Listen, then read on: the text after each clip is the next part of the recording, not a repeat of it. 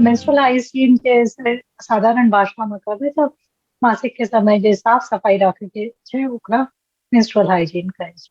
तऽ menstrual hygiene का सबसे पहिने कि अहाँके ब्लीडिंग भए रहल तऽ ब्लीडिंग भए ला अहाँ कपड़ा यूज करे छियै या फिर पैड यूज करे छियै या टैम्पून यूज करे छियै तऽ वो ई चीज इम्पोर्टेंट छै। तऽ अगर अहाँ टैम्पून या पैड यूज कर रहल यऽ तखन तऽ कोनो बात नहीं छै, लेकिन कपड़ा अगर यूज करे छियै तो पहिने जमाना में एकरा सबके बहुत छुपा छुपा के रखल जाइत रहे, तऽ बहुत पुराना गंदा कपड़ा ई सब यूज करैत रहे लोग। ई चीज एकदम अखनो बहुत लोग गंदा कपड़ा या सोचे छै कि ई तऽ छुपै के चीज छै से नहीं यूज करना चाहिए। आइ काल्हि बहुत सस्ता पैड सेहो आबि गेल छै, बल्कि आइ काल्हि एनवायरमेंट के देखे एक बहुत सारा संस्था छै जे कि रीयूजेबल पैड बनबै छै जेकरा वॉश कए सकै छी ओकरा गरम पानि। एक चीज भए गेलै अहाँ टैम्पून या पैड रेडीमेड यूज करे छियै तऽ अहाँ ओकरा यूज कए सकै छियै। दोसर चीज अगर अहाँ कपड़ा यूज करे छियै तऽ एकदम साफ कपड़ा, धुलल कपड़ा और ओकरा भए सकै तऽ गरम पानि में धोए कऽ तखन यूज करू। और रियूजेबल पैड आबै छै आइ काल्हि जे बहुत सारा संस्था सब आइ काल्हि दए रहल है, तऽ वो एक पैड अहाँके 2-3 बेर यूज भए सकै छै। तऽ ओकरो ओकरो प्रोसेस वएह छै कि अहाँ ओकरा बढ़िया से धोए के मतलब गरम पानी में धोए के तब यूज करना चाहिए।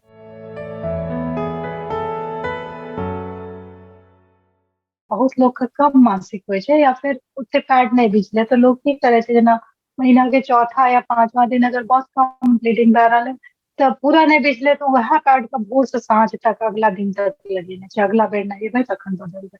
ई चीज गलत छै। पैड भीजे कि नहीं भीजे अहाँके ओकरा हरेक 8 घंटा या 12 घंटा में जरूर से जरूर बदल देना चाहिए।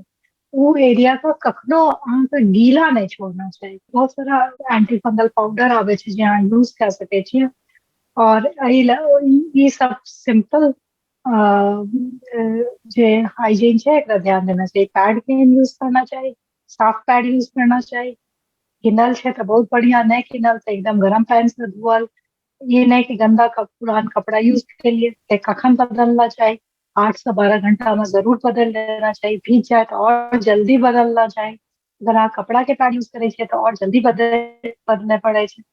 ये मेंस्ट्रुअल हाइजीन है। और सबसे लास्टली जे अहाँ पैड यूज कर लिए या कपड़ा यूज कर लिए ओकरा प्रॉपर डिस्पोज होना चाहिए, मतलब ओकरा प्रॉपर डस्टबिन में या ओकरा प्रॉपरली डिस्पोज करे छै, मतलब ओकरा प्रॉपरली फेंके के छै।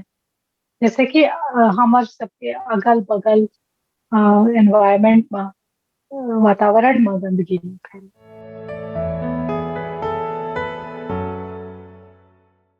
सबसे जे सेफेस्ट और सबसे बढ़िया छै ओ मेंस्ट्रुअल कप होइ छै। शी कप कए के आबै छै, ओकरा अगर अहाँ यूज करे छियै तऽ उ एक रीयूजेबल होइ छै। ओहिसे वातावरण में बहुत कम गंदगी फैले छै और ओकर एक बहुत इम्पोर्टेंट फायदा होइ छै कि ओहिसँ नोटिस ओहिमे अहाँ देख सकै छियै कि कते ब्लीडिंग भेलै। जेना पेशेंट आपको कहै छै कि हमको बहुत ज्यादा ब्लीडिंग हो रही है तो ओकरा मेजर करे के कोनो तरीका नहीं छै हमरा सबके पास। पेशेंट के बात हमरा सबके माने पड़ते या फिर अलग अलग आदमी अलग पैड यूज कर रहे हैं, बहुत बेर हम सब पैड के गिनती करे छी। लेकिन शी कप में की होइ छै कि हम सब देख सकै छियै कि अमाउंट कते छै। शी कप बहुत बढ़िया चीज छै। मेंस्ट्रुअल कप अगर अहाँ ओकर आदत अहाँके लागि जाए तो बहुत बढ़िया छै। ओकर अलावा टैम्पनेट यूज कर सकै छियै, पैड जे नॉर्मल सैनिटरी पैड आबै छै से यूज कर सकै छियै, साफ कपड़ा यूज कर सकै छियै।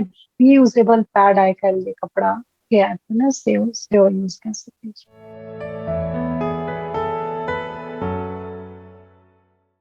ये जे हम सब अगर कपड़ा यूज करे छियै तो देखियो कते बेर एकरा बदलना चाहिए। तो जेना हम कहलिए कि अगर अहाँके ब्लीडिंग नहीं भए रहल है या चौथा या पांचवा दिन छै या ओहिनो अहाँके कम ब्लीडिंग होइया तखन ई नहीं सोचना चाहिए कि जब तक पूरा भीज जेतै, मतलब वो अगर एक दिन बाद भीजतै या 2 दिन बाद भीजतै तो हम 2 दिन बाद बदलबै से नहीं। अगर नहियो भीजले है तब वो 8 से 12 घंटा में ओकरा जरूर बदल देना चाहिए, नंबर 1। नंबर 2 कि जखन वो भीज जाए, अगर वो भीज जाए छै तखन तऽ जहाँ बीज भीज गेलै तखन बदलि लियौ, ठीक छै। तेसर चीज ई छै कि जे कपड़ा यूज करे छै ओकरा की करना चाहिए। कपड़ा के सिंपल आ गरम पानी में उबालत पानी में अगर ओकरा धोइ लै छियै तो कोनो कपड़ा के साफ भए सकै, मतलब तखन ओकरा यूज कए सकै छी। हाँ, सिंपल पानि से या साबुन से, नॉर्मल साबुन से धोए सकै छी, लेकिन बहुत स्ट्रांग साबुनो नहीं यूज करना चाहिए। ई बात के ध्यान रखना चाहिए। दोसर चीज ई छै कि उ जगह का सूखा रखने बहुत इम्पोर्टेंट छै। मतलब धोए से बेसी बढ़िया छै, बहुत बहुत लोग का आदत होइ छै कि पेशाब करे के बाद उस जगह का हमेशा पानी से धोए के। तब पानी से धोए के बाद अगर अहाँ पानी से धोए छियै बहुत बढ़िया, लेकिन अहाँ ओकरा जरूर सुखा लियो। टिश्यू पेपर राखियो या पुराना न्यूज़पेपर राखियो या कोनो कागज राखियो, उसे सुखा लियो, नहीं तो फंगल इन्फेक्शन होए के डर रहे छै। वो एरिया के शेविंग बहुत स्ट्रॉन्ग केमिकल या बहुत केमिकल शेविंग नहीं करना चाहिए, बल्कि वो एरिया का शेविंग करे के वो प्रोटेक्ट करे ला तब केस छै, तो ओकरा हमेशा शेव नहीं करना चाहिए। शेविंग से इन्फेक्शन बढ़े छै।